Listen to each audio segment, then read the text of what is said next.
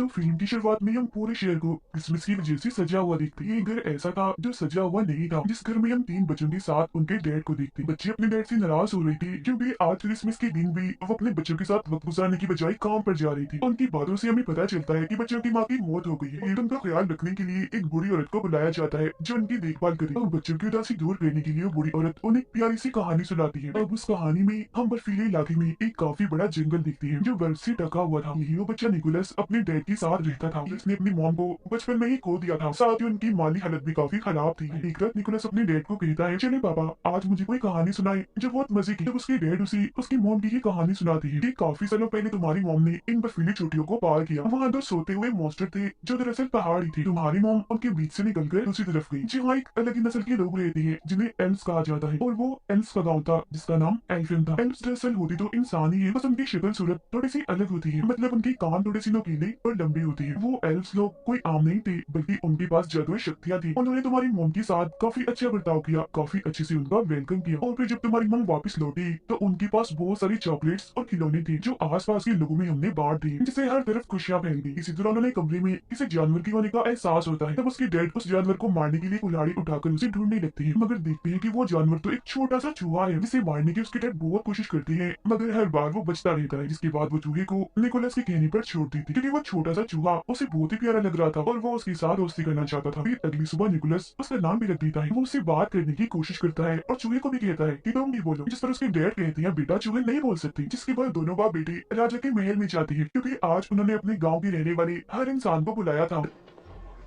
राजा उन सभी को बताती है कि मैंने उम्मीद के साथ साथ जीने का मकसद भी खो दिया है, और जो इंसान मुझे उम्मीद के साथ साथ जीने का मकसद लाकर देगा तो उसके बदले में मैं उसे माला माल कर दूंगा। अब जो कहानी निकोलस के डैड ने उसे सुनाई थी वो अब पूरे गांव में फैल गई थी, जिससे लोगों को लग रहा था कि एल्व्स का गांव एल्फिन सच में पाया जाता है, जहां जाकर वो राजा के लिए खुशियां, उम्मीद और जीने का मकसद ला सकती है, जिसके बदले में राजा उन्हें माला माल कर देगा और वो अमीर बन जाएंगे। गाँव के कुछ लोग निकोलस के डैड से मिलने आते हैं और उन्हें अपने साथ चलने का कहते हैं, जिसमें वो एल्फिन गाँव को ढूंढेंगे और राजा के दिए हुए इनाम से अमीर हो जाएंगे। तो वो अपने सारे हालात गरीबी को देखकर उसके डैड उनके साथ जाने के लिए मान जाते हैं। ये बात जब वो निकोलस को बताते हैं तो वो उदास हो जाता है, मगर वो उसे तसल्ली देते हुए कहती है, मैं वादा करता हूँ बेटा 7 से 8 दिन में मैं वापस आ जाऊंगा और मेरे आने तक तुम्हारा ख्याल मेरी बहन रखेगी। फिर जब उसके डैड की बहन घर आती है तो वो उसके डैड के सामने तो काफी अच्छी अच्छी बातें करती है, बहुत अच्छे से पेश आती है, मगर जब उसके डैड जाती है तो वो अपना रंग दिखाने लगती है। वो पूरे घर पर कब्जा करके निकोलस के साथ काफी बुरा करती है। वो उसका सामान देकर घर से बाहर निकाल देती है। सामान में निकोलस की एक गुड़िया भी थी जो सब्जी की बनी हुई थी। वो उसे बेहद ही प्यारी थी क्योंकि उसकी मॉम ने वो बनाई थी, जो उनकी आखिरी निशानी थी।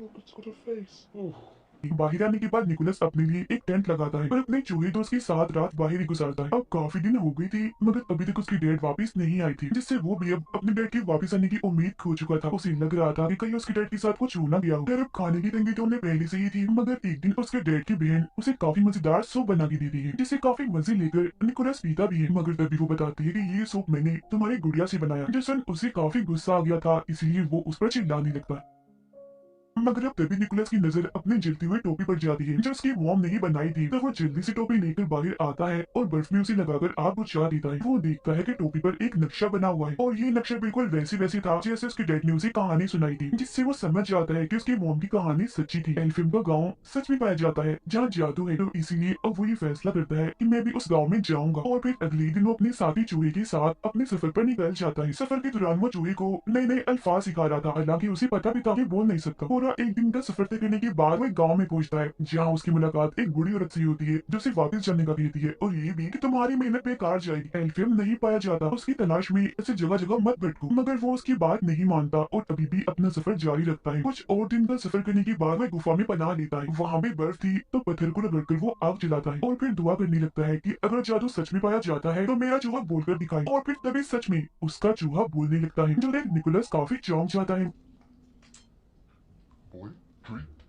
वो हैरान तो था ही, मगर अब उसका जादू पर पक्का यकीन बन गया था, और अब तो उसका चूहा दोस्त इतना बोल रहा था कि उसे सफर में अकेलापन महसूस नहीं हो रहा था। फिर जब ये लोग जंगल में से गुजर रही थी तो एक बारहसिंगा हिरन इन पर हमला कर देती है। तब उससे बचने के लिए निकोलस जल्दी से पेड़ पर चढ़ जाता है और ऊपर से देखता है कि उस हिरन के अंदर तो एक तीर घुसा हुआ है। जब भी तो इतनी बेचैन है, इसीलिए वो फौरन पेड़ से नीचे उतरकर हिरन के पास आता है। पहले वो उसे प्यार करता है और फिर उसके अंदर घुसा तीर निकाल देता है, जिससे उस हिरन को सुकून की सांस आती है, क्योंकि पहले उसे काफी दर्द हो रही थी क्योंकि निकोलस ने उसकी जान बचाई थी। तो हिरन उसे प्यार से देखती है, जिसके बाद वो यहाँ से जाने लगता है। मगर काफी आगे जाने के बाद वो देखता है कि हिरन भी उसके पीछे पीछे आ रही है। तब निकोलस उसे अपने साथ आने से मना कर देता है, कहता है मैं सिर्फ ये जानता हूँ कि मेरी मंजिल कहाँ है, मगर वहाँ जाने तक कितना वक्त लग जाएगा ये मैं नहीं जानता, तो अगर तुम हमारे साथ आओगी तो भूख से मारी जाओ। मगर वो हिरन खाने की नहीं बल्कि प्यार की भूखी थी, इसीलिए अभी भी वो उसका पीछे नहीं छोड़ती। निकोलस उसे अपने ग्रुप में शामिल करके अपनी मर्जी से उसका नाम रख देता है। वो नाम एक जगह का था जहाँ जाना उसे काफी पसंद था। फिर वो आगे का सफर हिरन पर बैठ कर करता है और वो सोते हुए मॉन्स्टर्स के पास पहुंच जाता है, जो असल में पहाड़ी थी। ये बात उसकी मॉम की कहानी में उसके डैड ने भी सुनाई थी, तो इसका मतलब ये होगा कि इसके पीछे ही एल्फम गांव है। मगर जब भी तीनों पहाड़ों को पार करके दूसरी तरफ जाते हैं तो इन्हीं वहाँ बर्फीली हवाओं के अलावा और कुछ नहीं दिखता। और तभी निकोलस बेहोश होकर गिर जाता है, क्योंकि काफी दिनों से उसने कुछ खाया नहीं था और साथ ही ठंड भी बहुत थी। मगर तभी इधर एक बच्ची अपने दादा के साथ आती है। ये दोनों एल्फ्स थे। वो बूढ़ा आदमी जब निकोलस को बेहोश देखता है तो उसके पास आता है, और जब वो ये दिखता है कि ये तो एक इंसान है तो वो उसकी मदद करने से मना कर देता है। मगर तभी बच्ची बोलती है हमें किसी को भी ऐसी मुसीबत में नहीं छोड़ना चाहिए। कोई भी जरूरतमंद हो, किसी मदद चाहिए, हमें हर हाल में उसकी मदद करनी चाहिए, फिर चाहे वो कोई भी हो, एल्फ हो या इंसान हो। जो बात सुनकर उसकी दादा निकोलस पर एक जादू करती है, जिससे फौरन होश में आ जाता है। और बूढ़े आदमी ने उस पर यकीन का जादू किया था, जिसका मतलब था कि अब निकोलस जिस जिस चीज पर यकीन करेगा और यकीन के साथ उसे सोचेगा तो वही होने लगेगा, मतलब कि वही यकीन उसे दिखने लगेगा। निकोलस उन्हें बताता है कि मैं यहाँ अपने डैड को ढूंढने आया हूँ, जो एल्फम की तलाश में निकले थे मगर वापस नहीं आए। इसके बाद वो उनसे पूछता है अच्छा अब आप ही बता दें एल्फम कहाँ है। जिस पर बच्ची बोलती है कि अभी हम एल्फम के बाहर ही खड़े हैं, मगर उसी तो वहाँ बर्फ के अलावा और कुछ भी दिखाई नहीं दे रहा होता। तब बूढ़ा आदमी उसे कहता है तुम यकीन करो और फिर सोचो। और जब निकोलस यकीन करता है और ये सोचता है कि मेरे सामने एल्फिम गांव है, तो उसे अब की बार सच में एल्फिम गांव दिखने लगता है। अंदर आने के बाद ये लोग एक खुफिया रास्ते से उसे एक पार्टी में लेकर जाते हैं, जहाँ सब लोग नाच रहे थे और खाने की मजे मजे की चीजें भी इधर पड़ी हुई थी, जिनमें मीठी और बच्चों की चीजें ज्यादा थी, क्योंकि आज दरअसल यहाँ क्रिसमस होती है। चूहा तो यहाँ का माहौल देखकर बहुत ही खुश होने लगता है और खाने की चीजों में घुसकर खूब मजे करता है। मगर तभी इसी बीच एल्फ्स की रानी वहाँ आ जाती है और सब कुछ तबाह कर देती है, क्योंकि उसने सबको पार्टी करने से मना किया था। वजह ये थी कि सभी एल्फ्स काफी दुखी थे, क्योंकि इंसानों ने उन्हें धोखा दिया था। वो एक एल्फ बच्ची को अगवा करके अपने साथ ले गई थी। ये सुनकर निकोलस उठता है तो रानी उसे देखकर और भड़क जाती है, कहती है ये क्या, अभी अभी भी हमारे गाँव में एक इंसानी बच्चा है, ये क्या हो रहा है इधर। वो निकोलस से पूछती है क्या कर रही हो यहाँ, और वैसे तुम इधर आई क्या करने हो, एक और बच्चे चुराने आई हो। जो सुनकर निकोलस उन्हें बताता है नहीं रानी जी, मैं किसी बच्चे को अगवा करने नहीं आया, बल्कि अपने डैड को ढूंढने आया हूँ, क्योंकि वो एल्फिम गाँव की तलाश में निकली थी। और आप फिक्र मत कीजिए, मैं आपसे वादा करता हूँ कि वो एल्फ बच्चा जिसे इंसान अगवा करके ले गए हैं उसे मैं वापस जरूर लेकर आऊंगा। मगर रानी उसकी एक नहीं सुनती और सजा देने के लिए उसे एक मीनार की चोटी में कैद कर देती है। यहाँ उसकी मुलाकात एक उड़ने वाली एल्फ से होती है, जो दरअसल एक एल्फ परी थी। उसे पटाखे फोड़ने का बहुत शौक था, उसके पास जादू था जिसकी मदद से वो हवा में पटाखे फोड़ा करती थी, और एक अच्छी बात वो हमेशा सच बोलती थी। अब निकोलस उसे बताता है कि मेरी मोम भी यहाँ एल्फियम आई थी, उनके साथ तो यहाँ के लोगों ने बहुत अच्छे से डुक किया था, काफी अच्छे से उनका वेलकम किया था। मगर रानी ने तो मुझे यहाँ इस मीनार में कैद कर दिया है और मुझे अपने डैड को ढूंढना है, तो प्लीज मेरी मदद कर दो ना यहाँ से निकलने में। इस पर वो मान जाती है। मगर तभी इधर एक काफी बड़ा मॉन्स्टर आ जाता है, जो पहले सो रहा था और अब इन दोनों की आवाजों से उसकी आंख खुल गई थी। वो जैसे एक इंसान इन निकोलस को यहाँ देखता है तो उसे पकड़ लेता है, क्योंकि वो उसे खाने का सोच रहा था, जो देखकर तो निकोलस की हालत खराब हो जाती है। तो वो परी एल्फ उसकी जान बचाने के लिए मॉन्स्टर के मुंह में एक जलता हुआ पटाखा डाल देती है, जिससे वो मॉन्स्टर किसी गुब्बारे की तरह हट जाता है और वो निकोलस को लेकर यहाँ से उड़ जाती है। वो दोनों फिर एक घर की छत पर आके गिरते हैं, जिन्हें रानी की गार्ड देख लेती है। तब उनसे बचने के लिए वो निकोलस को यहाँ से ले जाने लगती है। इसी भागम भाग में निकोलस एक क्लास में घुस जाता है, जहाँ की टीचर एक इंसान को देखकर काफी हैरान थी और फौरन गार्ड्स को यहाँ बुलाने लगती है। मगर तभी वो टीचर को समझाता है कि आप इंसानों को इसीलिए बुरा समझते हैं ना कि वो एल्फ बच्चे को अगवा करके ले गई। मैं वादा करता हूँ कि उस बच्चे को वापस जरूर लेकर आऊंगा। जो सुनते वो टीचर निकोलस को एक खुफिया रास्ते से भगा देती है। इतनी ही देर में इधर उसके हिरन दोस्त भी आ गई थी, जिस पर निकोलस और एल्फम पर बैठकर यहाँ एल्फम गाँव से निकलने लगती। जिस दौरान गार्ड भी उनका पीछा कर रही थी, तब उनका ध्यान भटकाने के लिए एल्फ परी बार बार पटाखे फोड़ने लगती है। मगर जब वो देखती है कि बाहर जाने का दरवाजा बंद हो रहा है, तो वो खुद अंदर ही रुककर निकोलस को यहाँ से भगा देती।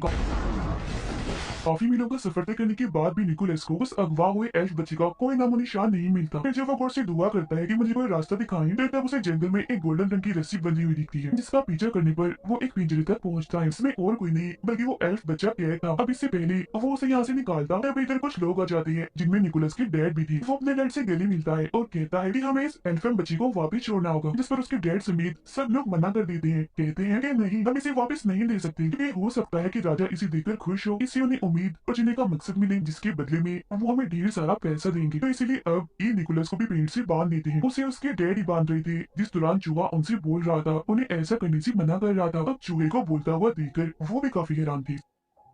सबके सोने के बाद उसके डैड उसके पास आती है और वो निकोलस के साथ साथ उस एल्फ बच्चे को भी पिंजरे से आजाद कर देती है और बताते हैं कि उन सबके सामने मैं तुम्हारी मदद नहीं कर सकता था, इसीलिए मैंने तुम्हें बांध दिया था। अब इससे पहले वो यहाँ से निकलते सारे लोग जाग जाते हैं और तीरों से उन पर हमला कर देते हैं। अब हिरन के ऊपर निकोलस और वो एल्फ बच्चा बैठा हुआ था। हिरन के पीछे एक बग्गी बंधी हुई थी जिसमें उसके डैड बैठी हुई थी, जिस वजह से हिरन तेजी से नहीं दौड़ पा रही थी। तभी निकोलस को याद आता है कि मुझ पर तो यकीन का जादू हुआ है, यानी मैं जो भी यकीन करके सोचूंगा वो पूरा हो जाएगा। तो वो हिरन पर हाथ रखकर उसे उड़ने का कहता है। हिरन थोड़ा सा ऊपर उड़ती तो है मगर वजन ज्यादा होने की वजह से वो काफी ऊपर नहीं उड़ पाती और वापिस से नीचे आ जाती। ये देखकर उसके डैड अपने बेटे निकोलस की जान बचाने के लिए अपनी बग्गी की रस्सी काट देती है और जाकर एक खाई में गिरती है जिससे उनकी मौत हो जाती है, जो देख उसे काफी दुख होता है। फिर इसके बाद हिरन निकोलस और अगवा हुए एल्फ बच्चे को एल्फेम पहुंचा देती है। अब क्योंकि निकोलस ने अपना वादा पूरा कर दिया था यानी उस बच्चे को वापस लाने का, तो ये देखकर एल्फेम की सारे लोग काफी खुश हो जाती है और उस बच्चे का डैड निकोलस को ढेर सारे खिलौने देता है जिससे उसे बहुत खुशी मिलती है। मगर खिलौनों को देखकर उसे ख्याल आता है कि क्यों ना मैं भी क्रिसमस के मौके पर सब बच्चों में खिलौने और चीजें बांटकर खुशियां फैलाऊं। इसीलिए वो सभी एल्फ से कहता है कि आप यहाँ जो कुछ भी बनाते हो इन्हें खिलौने खाने पीने की चीजें मेरे लिए आप वो बहुत सारे बना दे ताकि मैं उन्हें बच्चों में बांटकर खुशियां फैला सकूं। तब उसकी बात सुनकर सारे लोग खिलौने और खाने पीने की चीजें चॉकलेट्स कैंडीज वगैरह बनाने में लग जाती है और बहुत सारा सामान वो बना भी लेती है जिसे काफी बड़े थैले में डालकर निकोलस को देती है, जो लेकर वो यहाँ से जाने लगता है। अभी वो थोड़ा आगे गया ही था कि तब इधर रानी आ जाती है और उसे रोकने के लिए अपना जादू करती है और उसे उल्टा लटका देती है क्योंकि वो इंसानों को पसंद नहीं करती थी। उसका मानना था कि इंसान मतलब ही होती, मगर तभी रानी की नजर निकोलस के गले में लटके लॉकेट पर जाती है जो उसकी मॉम का था। निकोलस ये बात रानी को बताता है कि ये मेरी मॉम का है, तो वो उसे नीचे उतारती है। वो जज्बाती हो गई थी और कहने लगती है कि काफी सालों पहले तुम्हारी मॉम इधर आई थी, हम दोनों बहुत अच्छी दोस्ती थी, मगर जब वो यहाँ से गई तो बहुत सारे खिलौने और चॉकलेट्स लेकर गई। साथ ही जाने से पहले उन्होंने ये वादा किया था कि मैं वापस आपसे मिलने आती रहा करूंगी, मगर आज काफी साल हो गए हैं वो कभी भी नहीं आई। जिस पर निकोलस बताता है कि वो आती जरूर, मगर जब मेरी मॉम यहाँ से गई तो बीमारी की वजह से उनकी मौत हो गई। ये सुनकर रानी समेत सभी लोग काफी हैरान और दुखी हो गई थी। रानी को यकीन आ गया था कि सब इंसान एक जैसे नहीं होते, मतलब अगर इंसान बुरे होते हैं तो उनमें से कुछ अच्छे भी होते, इसीलिए वो उसे तोहफे से बना हुआ थैला ले जाने देती है। निकोलस चीजों से बना थैला लेकर हिरन पर बैठता है और उड़ जाता है और सीधा आता है राजा के महल में, जहाँ राजा काफी उदास थे। वो राजा को खिलौनों की सूरत में खुशी और उम्मीद की किरण दिखाता है, जिसके बाद राजा और निकोलस हिरन पर बैठकर सब बच्चों के घर जाते हैं और उनके पास खिलौने और चॉकलेट्स कैंडीज रखते हैं, क्योंकि जब बच्चे सुबह उठकर अपने खिलौने देखकर खुश होंगे तो बच्चों की वो खुशी राजा के लिए उम्मीद की किरण होगी। सब बच्चों को खिलौने बांटने के बाद राजा निकोलस से कहती है कि मेरे लिए काम करोगी, हर साल ऐसी तुम्हें खिलौनों की सूरत में बच्चों को खुशियाँ और उम्मीद देनी होगी और इस काम में मैं भी तुम्हारा साथ दूंगा। और साल का वो दिन होगा क्रिसमस का दिन, जिस पर वो मान जाता है। इसके बाद निकोलस अपने डैड की बहन के पास जाकर उन्हें भी चॉकलेट्स देता है और उड़ जाता है। उसे उड़ता हुआ देखकर वो काफी हैरान भी थी और अब उसे भी जादू पर यकीन हो गया था। अब ये प्यारी सी कहानी इधर ही खत्म हो जाती है, जो सुनकर वो तीनों बच्चे काफी खुश हो जाती है। ये शुरुआत वाले जिन्हें बूढ़ी औरत कहानी सुना रही है। जब वो नीचे आती है तो देखती है कि उनका पूरा घर क्रिसमस की लाइट्स और पेड़ों से सजा हुआ है, जो देखकर उन बच्चों की खुशी का तो कोई ठिकाना ही नहीं रहता। फिर जब वो बूढ़ी औरत बाहर जाने के लिए अपनी टोपी पहनती है तो बच्चों को उनके बड़े से नुकीले से कान देख जाती है, जो देख वो समझ गई थी कि ये भी एक एल्फ ही थी। तो बाहर जाकर वो बूढ़ी औरत आसमान में अपने जादू से पटाखे फोड़ने लगती है, जो देख हम समझ जाते हैं कि ये और कोई नहीं बल्कि एल्फ परी